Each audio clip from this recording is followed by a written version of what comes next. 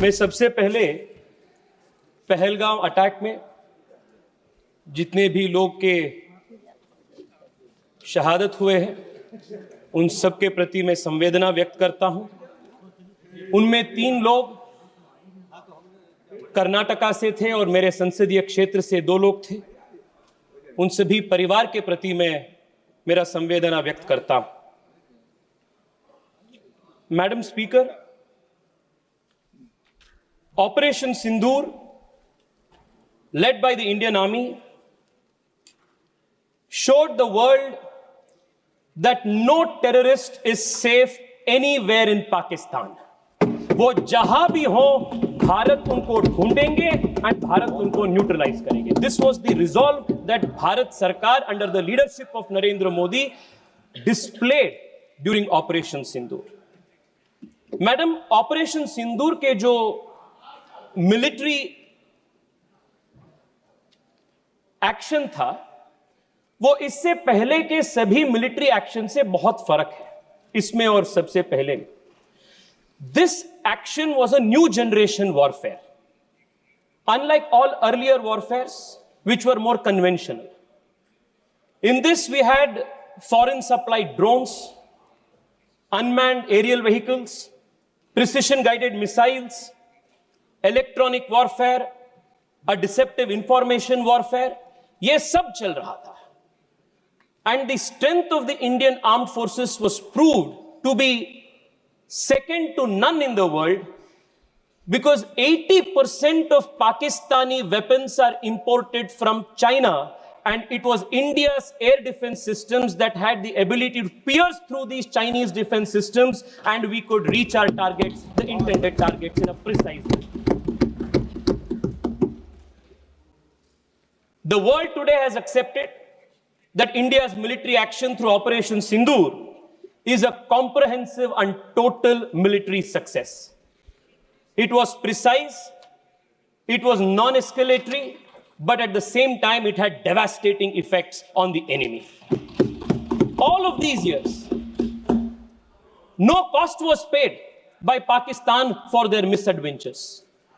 But since 2014, the new normal has changed, and if Pakistan dares to attack India, they will have to not bear the brunt of one eye for both the eyes, not one tooth for another tooth, but both the eyes for one eye, the whole jaw for one tooth. This is the new normal that Bharat has established. Madam Speaker, इससे पहले जब भी Bharat military effort के माध्यम से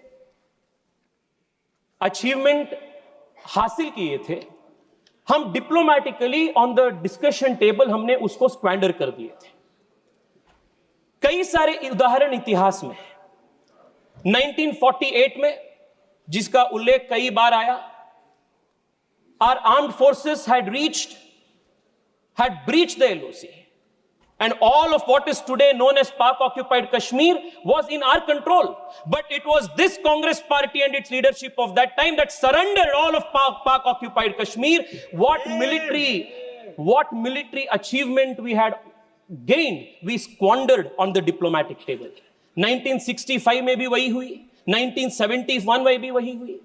But the difference this time is the military achievement that we achieved in Operation Sindoor was crystallized and strengthened through our diplomatic onslaught that was led by the multi-party delegations and effectively led by the Prime Minister and the External Affairs Minister. मैं आपको एक उदाहरण देना चाहता हूं.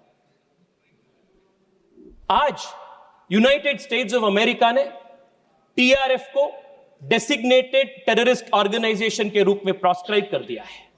मैं उस delegation में पार्ट था जिसमें शशांक जी भी मेरे साथ थे, शशि जी के नेतृत्व में. हम कोलंबिया में थे. Colombia had given a statement in support of Pakistan.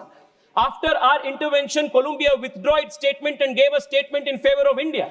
Every country in the world which matters has stood with India. This is the diplomatic strength that has been gained. Madam Speaker, मुझे परशुराम जी की एक युक्ति याद आ रहा है. उन्होंने कहा था, अग्रतश्चतुरो वेदाः पृष्ठतम सशरम धनुः इदम ब्राह्मम इदम क्षात्रम शास्त्रादपि शरादपि. उसी प्रकार से आज भारत डिप्लोमेटिकली हो, मिलिटरीली हो, दोनों युद्ध में तैयार है। And we are ready to win at the diplomatic front, we are ready to win at the military front. Madam speaker, आज जितने भी कांग्रेस के अपने साथियों से भाषण हमने सुने, बहुत अजीब लग रहा था मुझे, क्योंकि कांग्रेस पार्टी का नेता चेंज होते हैं, पर कांग्रेस पार्टी का नीति वही है। 1947 से लेकर आज तक कांग्रेस पार्टी के जो कंसिस्टेंट पॉलिसी है, वो भारत को और भारत के सशस्त्र बल को सिस्टमैटिकली और डेलिबरेटली वीक करने का एक पॉलिसी है। इसका उदाहरण मैं देना चाहता हूं। At the very beginning of our independence, at the dawn of this nation as an independent country, Pandit Nehru ji की एक स्टेटेड पॉलिसी थी कि भारत को आर्मी का जरूरत ही नहीं है। जनरल लॉकहार्ट के पास बैठते हैं और नेहरू जी बात ये बोलते हैं कि rubbish, total rubbish, no plans of modernisation of army is required, India का policy is ahimsa, we don't need the army, police will do its job. ये नेहरू जी की सरकार की स्टेटेड पॉलिसी थी। And this did not remain isolated in 1947. When A.K. Anthony ji was the defense minister, it was the stated policy. Madam, my party has allotted me 15 to 20 minutes time. Please give me the time given by my party. Madam, they had a deliberate policy of not building border infrastructure. और देश के army में जाति गणने का काम भी Congress party ने किया था। और मैं बैंगलोर से आता हूं, और बैंगलोर के HAL हो, DRDO हो, ऐसे कई सारे इंस्टीट्यूशंस को डेलिबरेटली इन लोगों ने वीकन किए थे। 10 साल पहले HAL के पास ऑर्डर बुक्स नहीं था। आज HAL के पास 1 लाख करोड़ रुपए से ज्यादा order books make in India के नरेंद्र मोदी जी के मेड इन इंडिया के कारण के वजह से है। It was a deliberate consistent strategy to weaken the armed forces. Madam, Rafale की बात हो रही थी। The country remembers how the leader of the opposition in an extremely irresponsible fashion tried to derail the acquisition of the all-important Rafale, and they also tried to derail the acquisition of Tejas into the armed forces. If it was not for our defense minister Manohar Parrikar, today LCA Tejas would not have been a reality in this country. They had tried to kill all of these made in India defense projects. Madam, 3 साल पहले general Bipin Rawat ji ने एक बहुत महत्वपूर्ण कार्यक्रम में देश को बताया था that India should be ready to face a 2.5 front war. मैं आज इस देश को इस महत्वपूर्ण सदन से बताना चाहता हूं कि दिस 0.5 फ्रंट जो है वो कांग्रेस पार्टी और इसके इकोसिस्टम है, जो भारत के अंदर से भारत को खोखला करने के लिए काम कर रहे हैं। और मैं बहुत जिम्मेदारी के साथ यह बात कह रहा हूं मैडम, और मैं तथ्य के साथ इसको प्रूव करूंगा। मैडम, आज कांग्रेस पार्टी ने टेररिज्म के बार इतना बड़े बड़े बात कह रहे, बड़े बड़े बात, but what has been the consistent policy of Congress party towards terrorism? Madam, एक ही उदाहरण देना चाहता हूं। 2004 में जब इनकी सरकार सत्ता में आई, what was the first step that they do? It was to repeal the POTA Act. 2001 parliament attack के बाद भारतीय जनता पार्टी के नेतृत्व वाली एनडीए सरकार अटल बिहारी वाजपेयी के नेतृत्व में देश को सुदृढ़ बनाने के लिए, टेररिज्म को खत्म करने के लिए, for the first time in this country we introduce a legislative framework. Madam, आप भी कांग्रेस पार्टी से आते हैं। I want to remind you, madam, when Rajiv Gandhi, madam, when Rajiv Gandhi का ट्रायल चल रहा था, राजीव गांधी जी का ट्रायल चल रहा था, मैडम, जब राजीव गांधी जी की डेथ की, टेररिस्ट से हुई डेथ की ट्रायल चल रहा था, trial court said we do not have we do not have exclusive terror legislations to prosecute. This was the state of affairs of this country.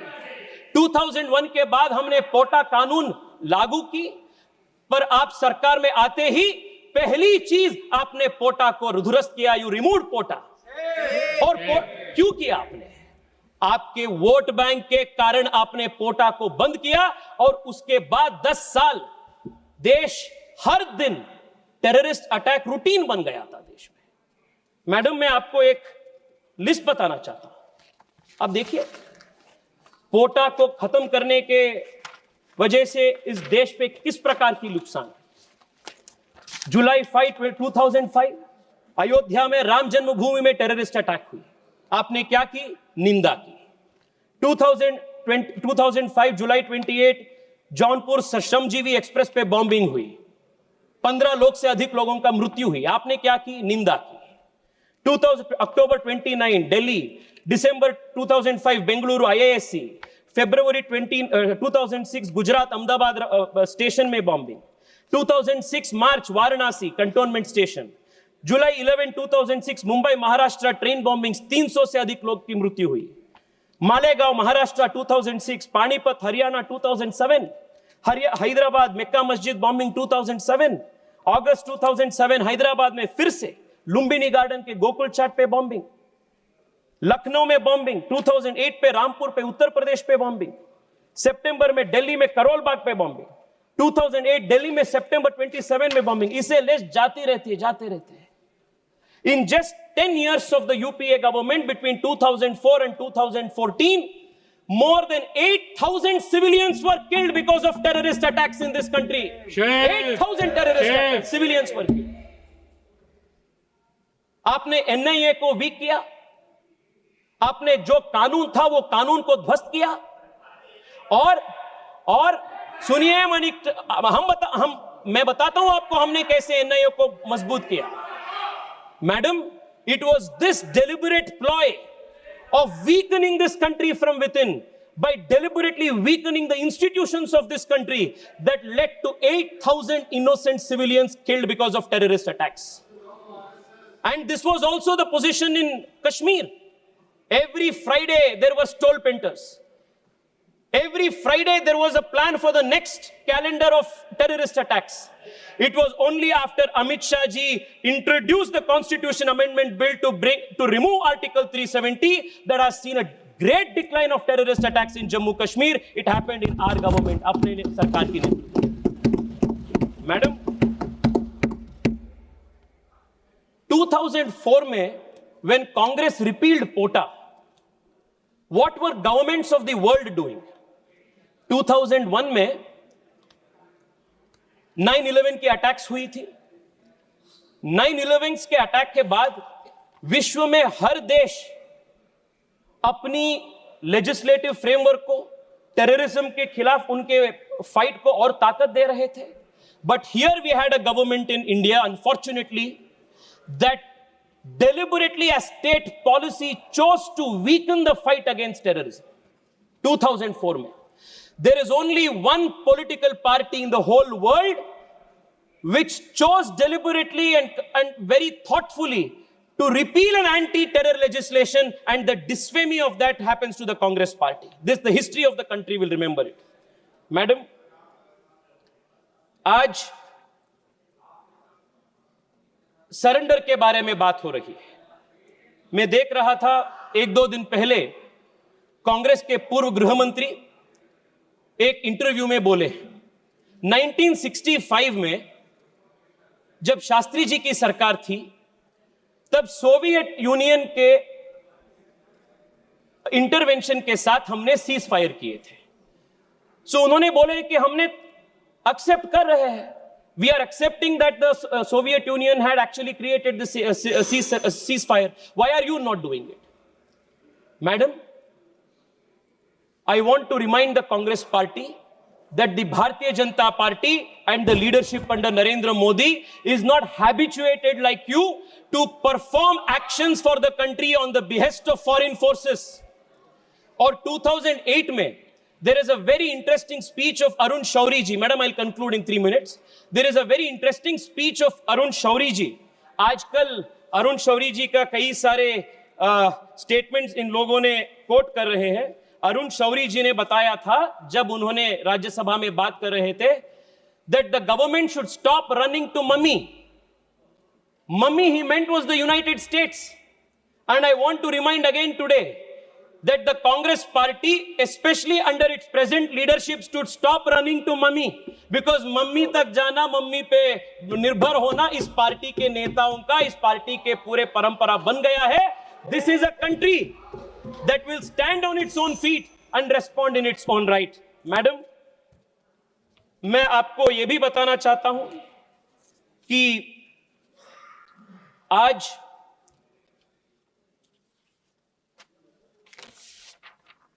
देश के प्रधानमंत्री जी के फॉरेन पॉलिसी के ऊपर बहुत बड़ा क्वेश्चन ऑपोजिशन ने उठा रहे हैं, and in a very shameful manner, in a very responsible manner, the leader of the opposition is using and coining the word surrender and surrender. Madam, मैं आपको बताना चाहता हूं, Narendra Modi ji is the defender of India and you are the surrendering forces of the country. Madam, आप 30 second दीजिए, मैं conclude कर रहा हूं। उरी अटैक जब हुई थी या बालाकोट अटैक जब हुई, हमने पाकिस्तान के अंदर घुसकर हमने मारे। Narendra Modi showed he is the defender of India. आपने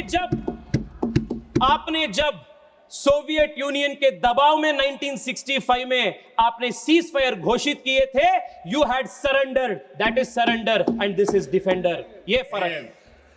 पीएम मोदी ने राफेल खरीद, हमने मैडम 30 सेकंड में, मैडम 30 सेकंड दीजिए प्लीज। हमने तेजस को इंडक्ट किया, दिस इज डिफेंडर। आपने फॉरेन पावर्स के सामने भारत को आपने सरेंडर किया, this is your history. Madam, PM defended India's interest by providing indigenous strength to India's Make in India defense sector. You surrendered it to China and other adversaries, including important emerging technologies like 3G and 4G. This is the surrender of the Congress party. Madam, मैं आपको, I'm going to call the next speaker now. Madam, in the end I want to say this. We hope. Please. Madam, मैं conclude कर रहा हूं। Madam, the Congress party's thinking has not changed. 2001 में terrorist attack parliament में होने के बाद Congress party के पूर्व गृह मंत्री चिदंबरम जी ने कहे थे, madam 1 second, hear this out, he had said, Parineeti Shinde I will ji, give a benefit of doubt to Afzal Guru, Shinde ji, and I doubt if he was involved in the terrorist attack. And they बोलिए।